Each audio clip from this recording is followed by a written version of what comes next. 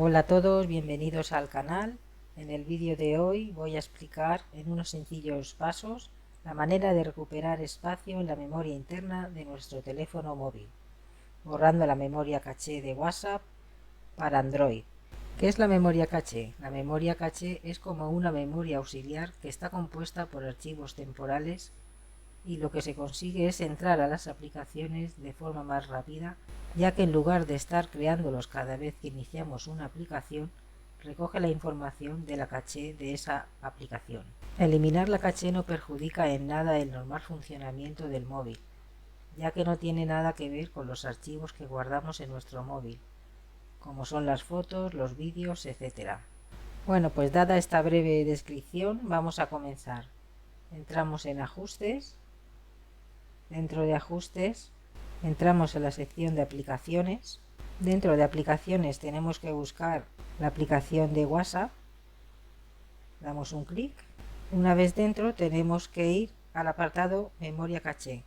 Borrar memoria caché. En mi caso tengo 2,42 megabytes. Y no tendremos que confundir con lo que es el borrar datos. Es importante no confundir borrar datos o almacenamiento con borrar caché. Lo primero, borrar almacenamiento o datos, eliminará todos los datos almacenados por la aplicación y en el caso de WhatsApp será como haber reinstalado la aplicación.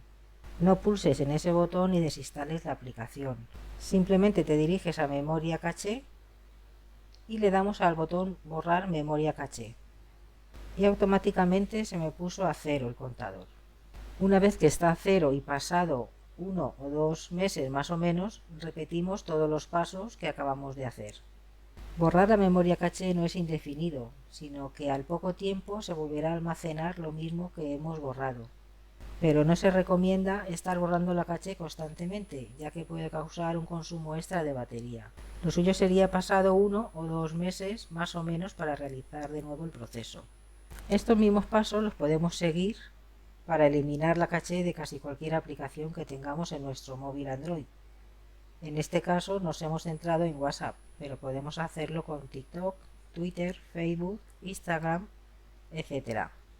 Bueno, pues esto ha sido todo por el vídeo de hoy. Si os ha gustado, darle a like, comentar, opinar, compartir.